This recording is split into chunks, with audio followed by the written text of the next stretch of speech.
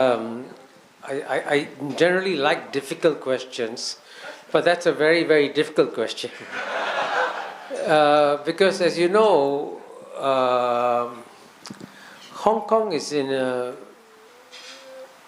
has got many strategic ambiguities surrounding it. Number one, I mean, you are part of China, clearly. So as a result of that, you cannot, as a society, do anything that will endanger the national security of China. So that's a clear-cut red line for Hong Kong. And yet, at the same time, you also enjoy the status of one country, two systems. So you have a lot of autonomy in some areas. But how you exercise your autonomy requires a lot of political judgments. What can be done, what cannot be done, and so on and so forth. And I would say equally importantly, you have to work very hard at convincing the United States of America that you remain autonomous. Because when I was recently in the United States, many Americans believe that Hong Kong has lost all its autonomy. It's no different from China. And as you know, that's also why the United States has in some ways imposed sanctions on Hong Kong leaders and so on and so forth. And that, whatever happened, is the fact remains that there's a perception in the United States that Hong Kong is no longer autonomous. So I would say in the case of Hong Kong, one of your priorities must be to convince the world that you still retain a lot of autonomy in critical areas and that you're able to effectively carry on with a one country, two systems. And that a lot of this is a matter of perceptions. And changing perceptions requires a lot of hard work, a lot of intense conversations, and frankly, I would try to invite as many US congressmen as possible to come to Hong Kong so they can see maybe this place is somewhat different from what they perceive it to be. So it is going to be a big challenge for Hong Kong. Right. Over there, please. Wang Gamfei. So this is Kim-Fai Wong from the Chinese University of Hong Kong. So can you comment on the de-dollarization to the geopolitical situation between the two countries? Okay, that's by the way a big question. De-dollarization. Of course, the first question is whether or not de-dollarization is happening or not. Okay, and as you know, the experts are divided on this. On the one hand, quite a few countries are reducing their trade that they're conducting with the US dollar. So, Saudi Arabia will sell oil to China in exchange for renminbi and no more the dollar. So in that sense, the use of the dollar in trade is declining, but it's still the number one currency. But in other critical areas, especially in terms of financial transactions and in trading, the US dollar is still number one. And in terms of the reserves of currencies, US dollar is still number one. And in fact, if you look at my book, Has China Won?, I discuss that issue. And I do say that clearly, as China becomes more powerful, it will have to reduce its dependence on the US dollar to ensure it's not vulnerable.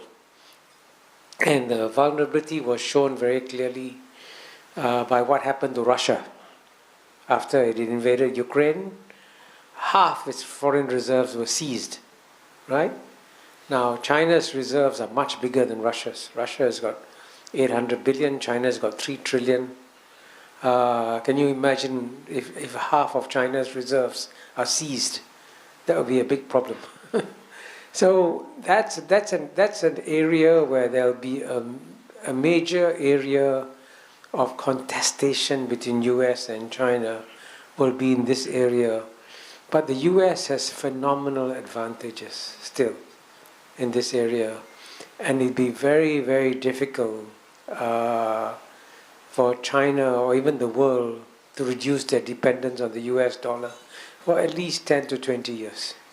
So even after the US economy, even if it becomes number 2, the dollar will remain the global reserve currency. That's what history teaches us.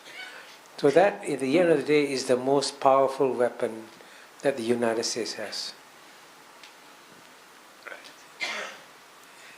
Emily.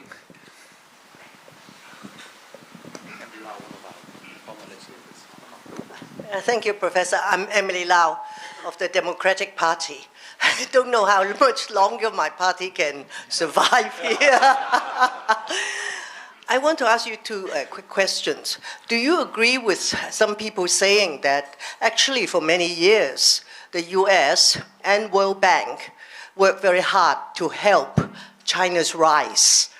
So if that's the case, then what happened along the way? How come they are now at odds? And also, China competing with the US.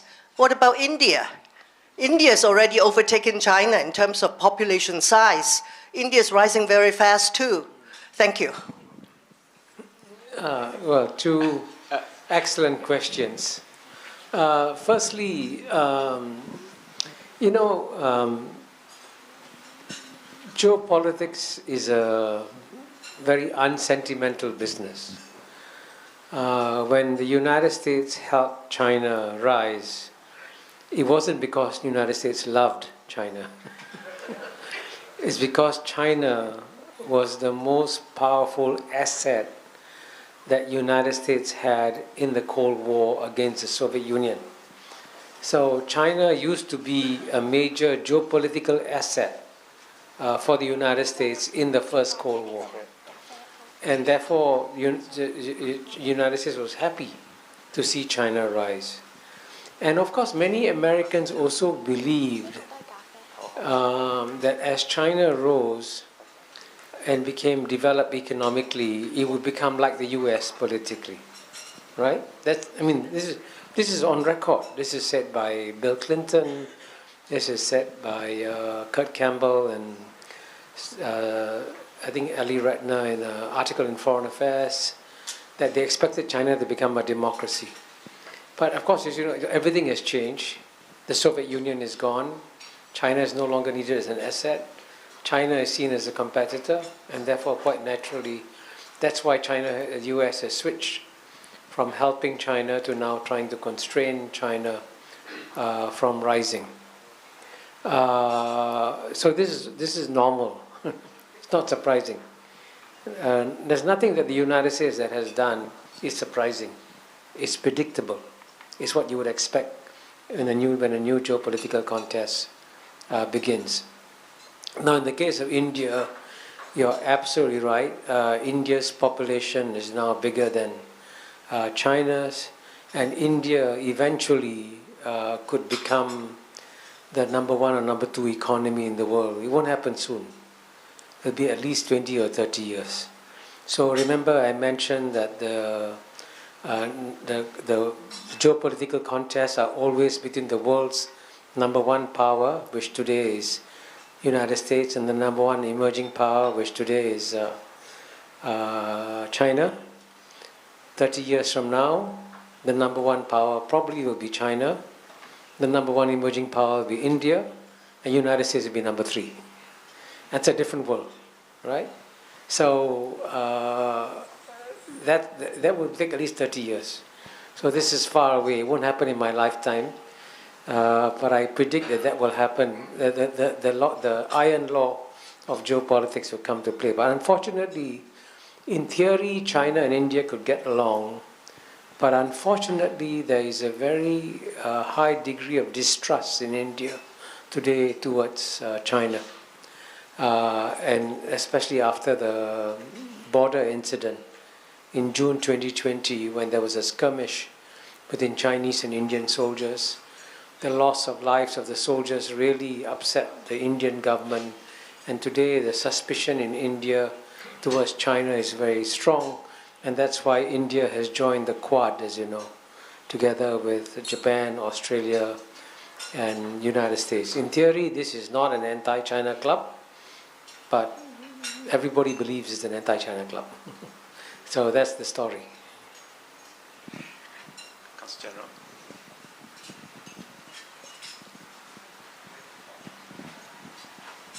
Thank you very much, Professor. Amir Lati, I'm the Israeli Consul General to Hong Kong. Two questions. One is a follow-up question to what you just stated. Rightly so, India will pass probably China population-wise this year. My question is, to what extent does demography or China's aging population will play as a factor on the China-US relations? That's the first question. The second question, on the backdrop of China's involvement, political involvement in our region, for example, the Middle East, to what extent do you think we'll see China raising its profile, political profile, and what do you think are the reasons for that? Are there only economical? Are there also political? Thank you. Two excellent questions. First, on demography, the conventional wisdom in the Anglo-Saxon media is that China's low birth rates, aging is going to slow down China's growth, and I think it will eventually slow down China's growth, but I think it will not be for another 10 to 20 years. Because in the short term, what you are seeing is the explosion of the middle-class population of China. And as the middle-class population in China grows, that could continue to contribute to China's economic growth. And so, for example, if you look at the data on the size of the retail goods market inside China, in the year 2010, the retail goods market in the United States was $4 trillion, and it was more than double that of China's, which was $1.8 trillion in 2010. By 2020, U.S. retail goods market had grown from 4 trillion to 5.5 trillion, but China's had gone from 1.8 to 6 trillion. So that's the critical factor. It's the domestic purchasing power of the population will be a critical factor in the growth of China. So the aging issue is going to come to light further down the road. It's not going to slow down China's growth in the short run. On your second question about the Middle East, I was actually genuinely surprised that China played a role in bringing Iran and Saudi Arabia together. Because I was a diplomat for 33 years, and the one thing I learned about Chinese diplomats is that they're very cautious. They don't like to take initiatives. They like others to take initiatives. So for China to take an initiative was quite surprising to me. And this may be a sign of more things to come, but I think it's unlikely that the Chinese will do too much. Because the Chinese don't want to, unlike the United States, which genuinely believes that it has a global responsibility to step in whenever there's a problem somewhere, the Chinese believe that they should take care of their own population and try not to get involved in other issues. So they will not volunteer to step into many of problem areas, unless, of course, it serves their interest to do so. And in this case, between Saudi Arabia and Iran, clearly it served their interest to do so, and that's why they went ahead with it. But I don't expect them to take more of such initiatives in the coming years. Anton, you have a question?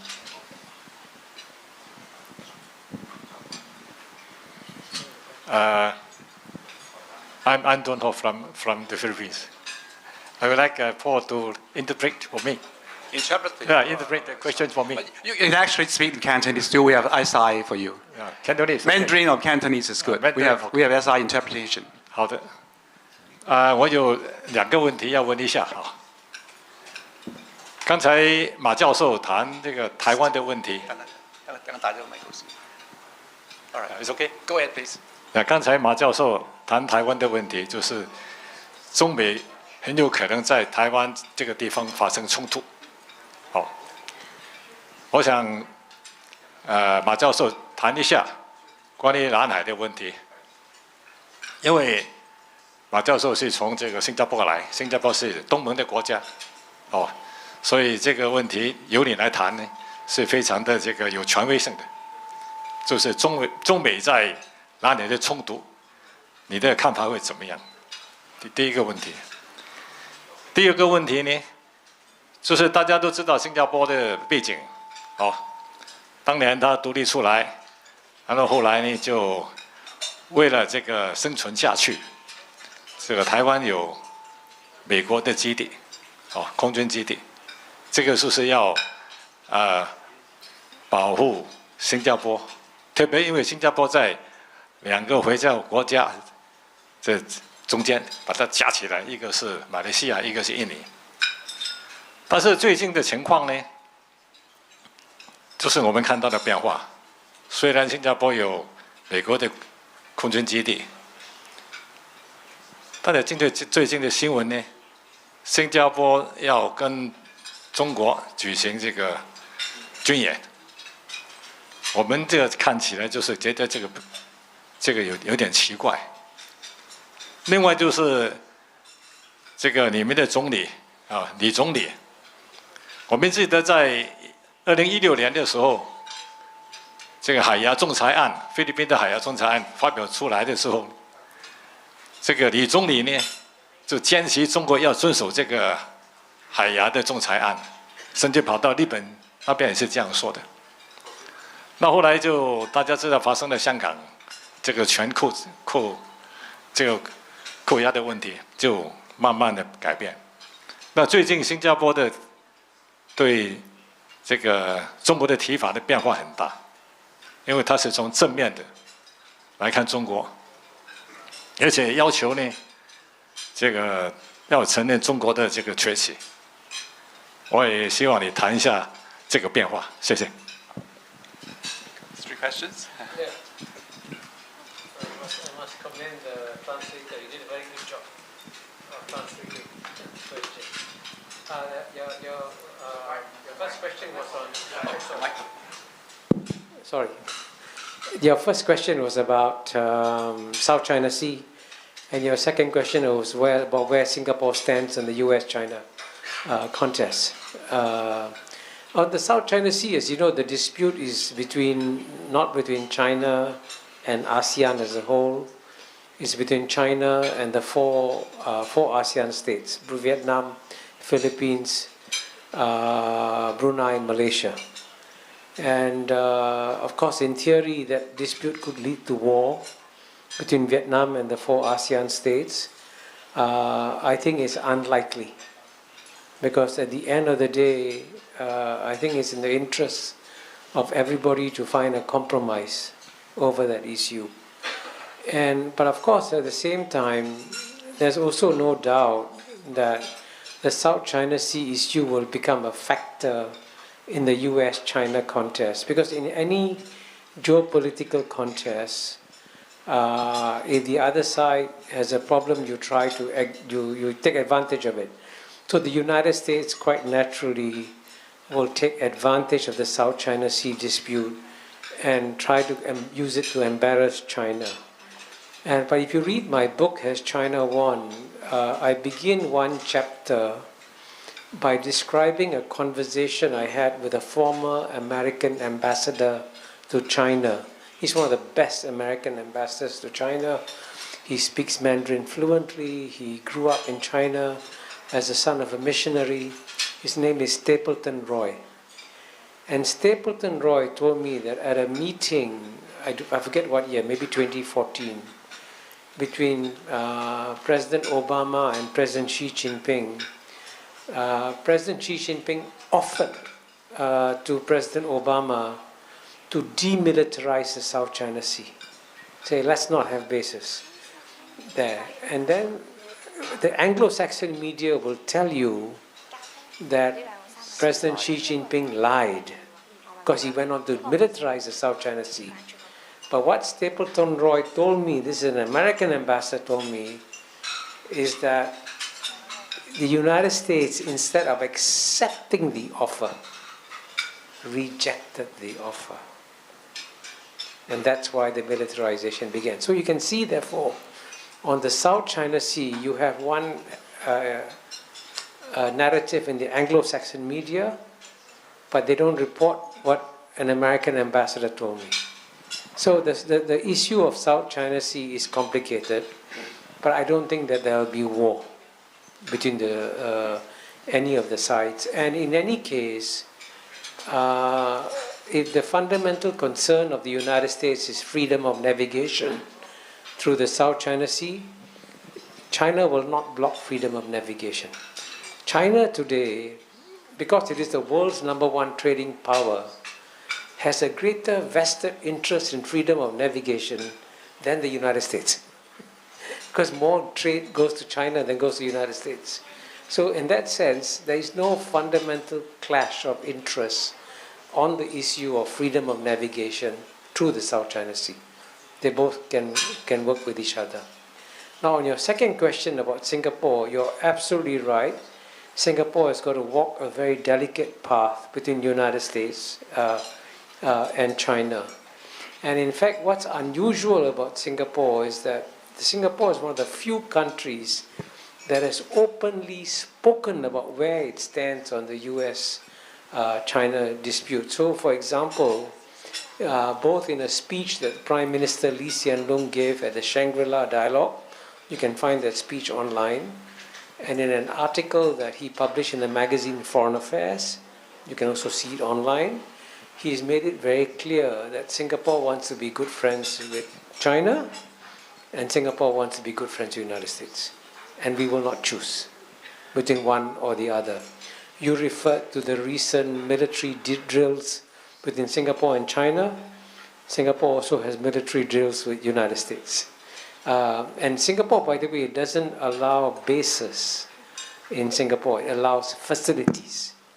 Because after the Philippines kicked out the Americans from the Subic Naval Base, Singapore is very small. I think Subic is bigger than Singapore. So we can't take so what we allow is access to facilities within Singapore. So far, we have managed to walk the tightrope quite well, but it'll be challenging in the next 10 years. It'll be difficult for Singapore also. Not a what? It's not a naval base or a military base? No, it's not a naval base, no. Okay. It's a facility. Facilities, yeah. They can use it. There's a question in the back there, please.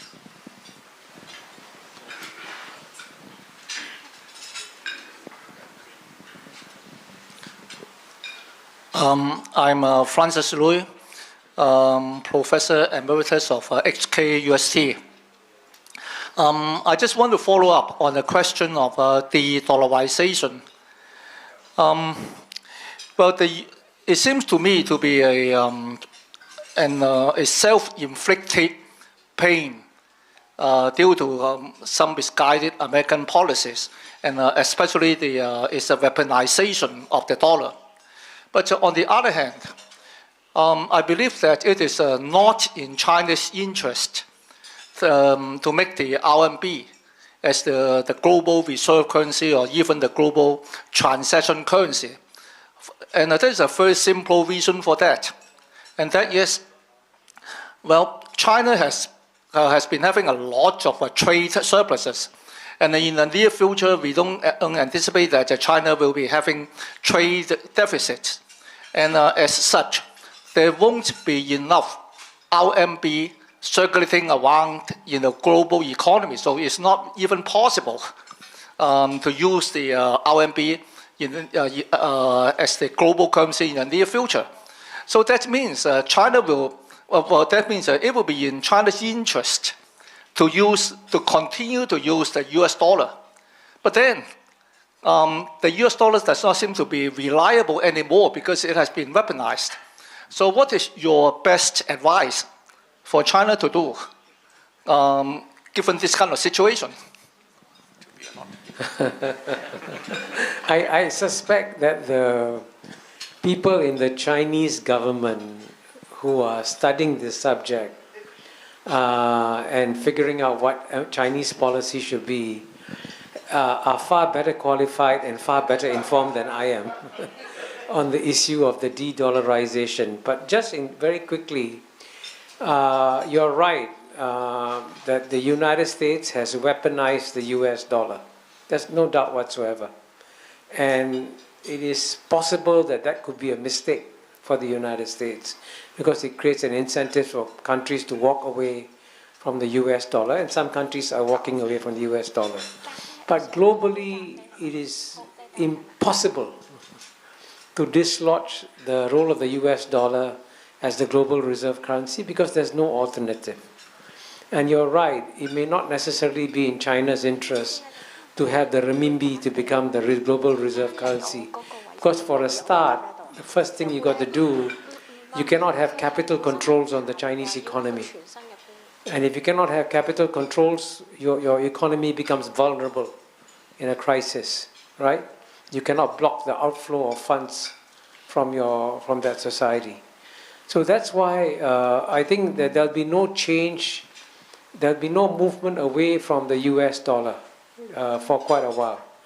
But is it in China's interest to see it continue? And I would say it is mixed, you know. On the one hand, it's very convenient to have the US dollar.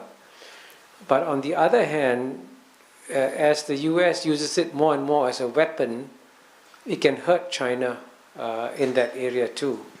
So it is in China's national interest to reduce dependence on the US dollar, to find a long-term alternative to the US dollar, but it cannot be done overnight.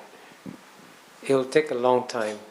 And I think what China will try to do is to grow its economy, make its economy the #1 economy in the world, have the world integrate with the Chinese economy, and then that will in one way or another constrain the weaponization of the US dollar. Because then people will say, I really don't want to accept this anymore.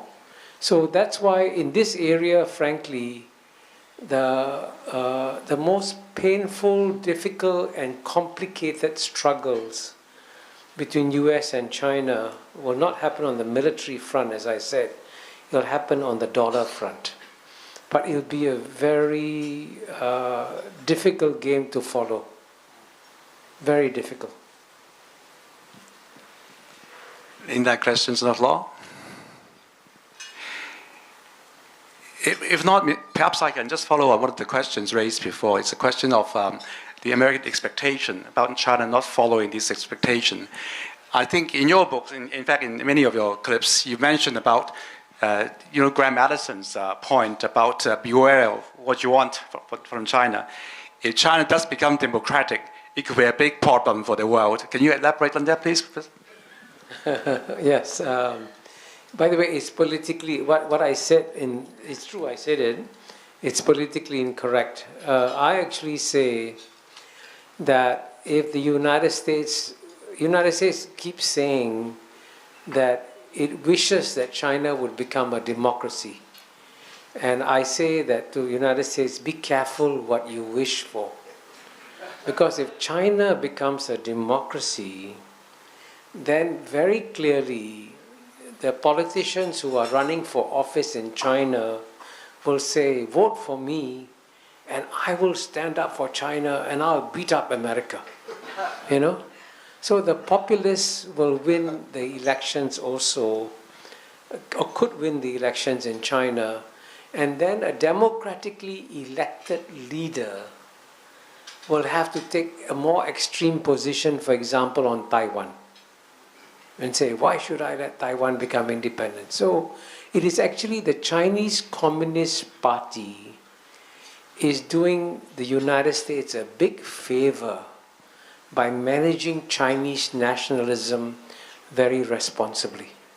There is Chinese nationalism, but the Chinese Communist Party is able to manage it responsibly and ensure that it doesn't become too big an issue So therefore, I actually think that the United States should let China decide what kind of government it wants to have, and China should let the United States decide what kind of government it has. And that's actually a fundamental principle of the UN Charter.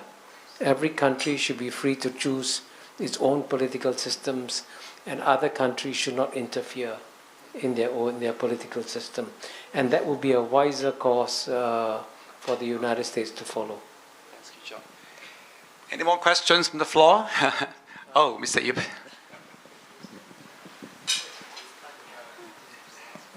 It should be a tough one. Is it 5 minutes? Oh, you're not going to put my... Yes, put your...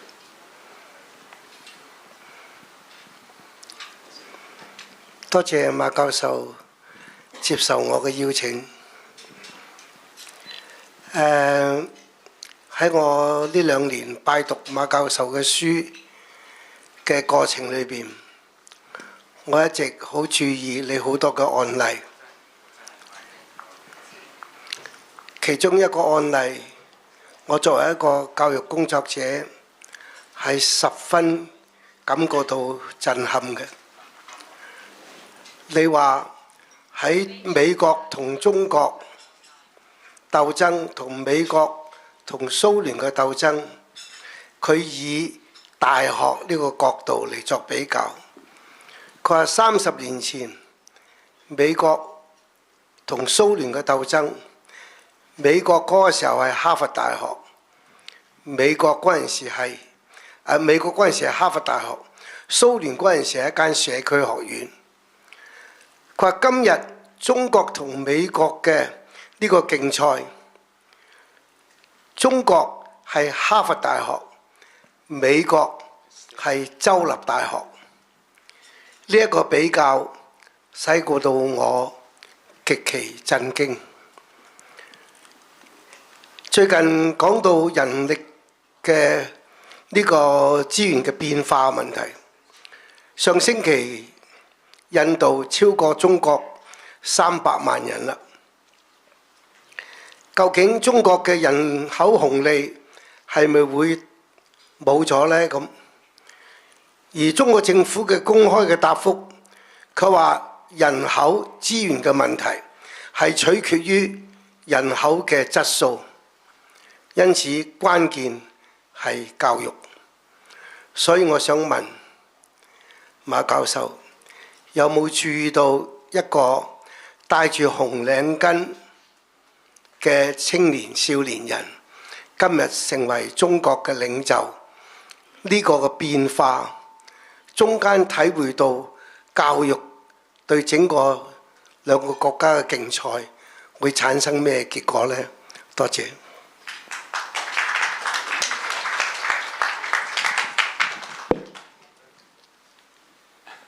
Thank you. First of all, I want to thank Professor Paul Yip for reading my book very well. He's the best reader I have ever met. And you raised some very important questions. First, about the role of what you call the higher universities and the medium universities, I guess. What is the relative role? And also when it comes to India, the question of education is not just the size of population, but also the question of education also. Now, you're absolutely right that in the originally the contest was about the highest level universities, and clearly the top American universities are still far ahead of the rest of the world. Let's be very clear about that. Okay, it's very difficult to match Harvard, Yale, Princeton, Columbia, Stanford, and so on and so forth. You know, they have a certain, American universities have a certain degree of inherent dynamism in them. And I say this as someone who spent a lot of time in these universities. So whatever you do, don't underestimate American universities. Now, in many areas, Chinese universities are catching up. But they're catching up more in the STEM areas, science, technology, engineering, but not so much in the arts and humanities and so on and so forth. in that area, it is still difficult to keep up with the United States. But I must emphasize one thing, though. One of when I was dean of the Lee Kuan Yew School of Public Policy, we had a very close ties with the Harvard Kennedy School. But I used to joke with my friends in the Harvard Kennedy School. I would say that in the Harvard Kennedy School, you get the best theories of public policy. But if you step outside Harvard Kennedy School and you go onto the roads of Boston, you get the worst practices of public policy. I mean, failures in public policy like the Great Big Dig, that was such a waste of money.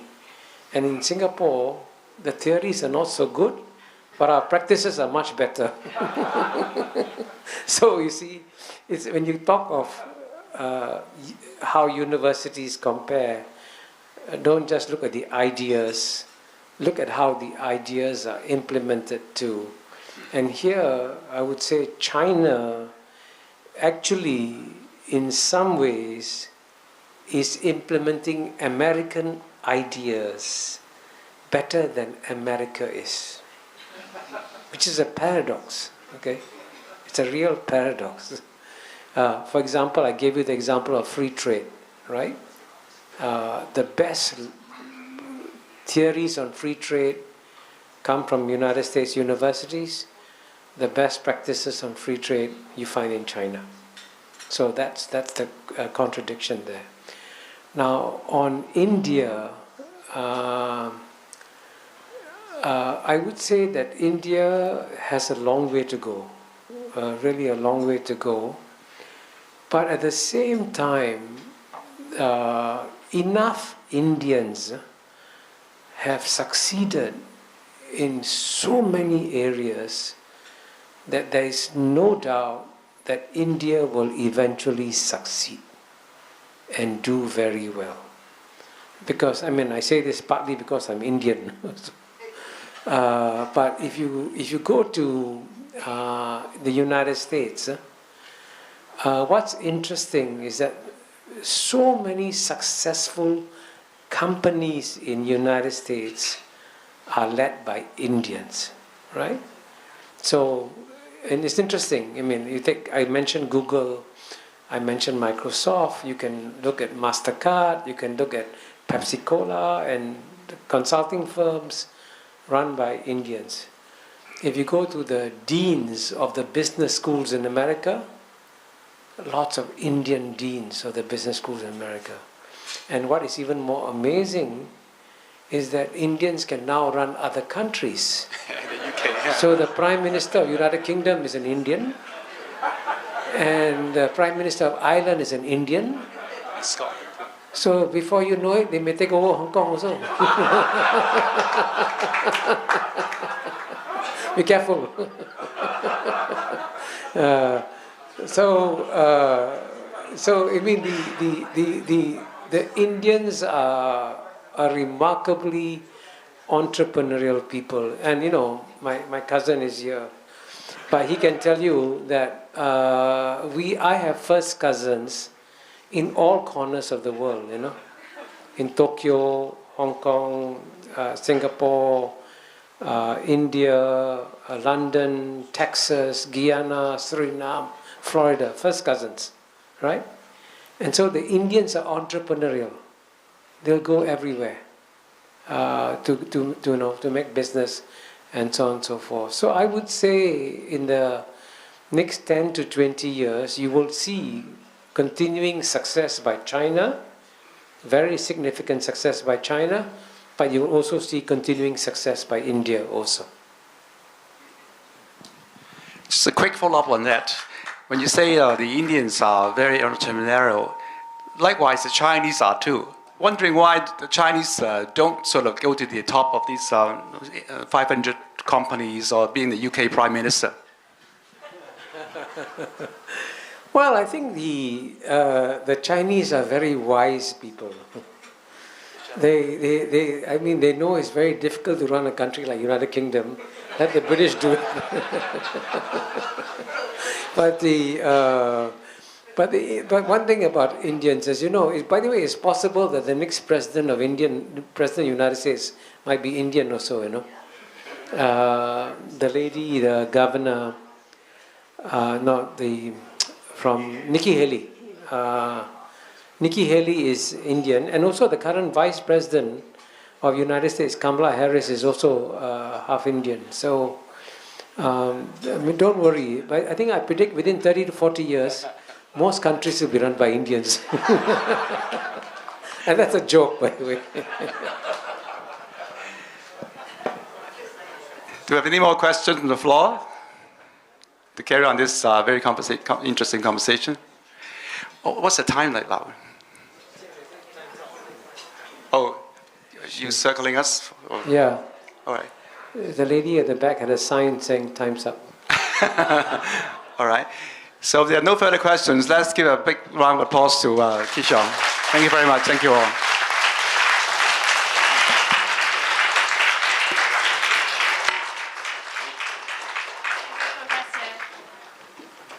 Thank you for Professor Mabuhani and Mr. Sen.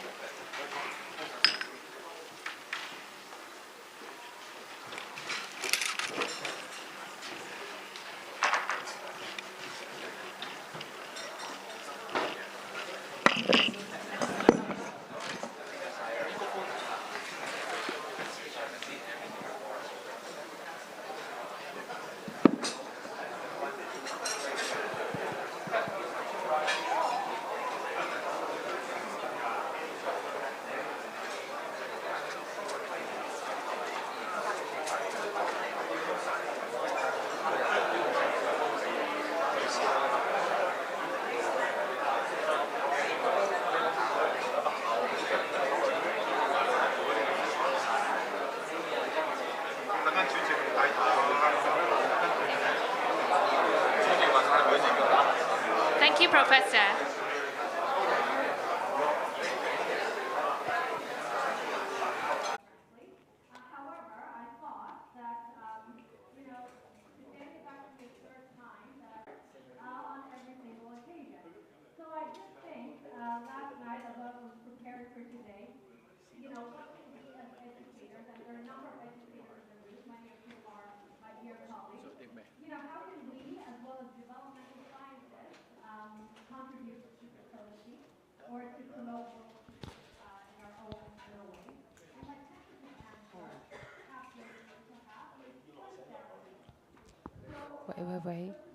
Wait.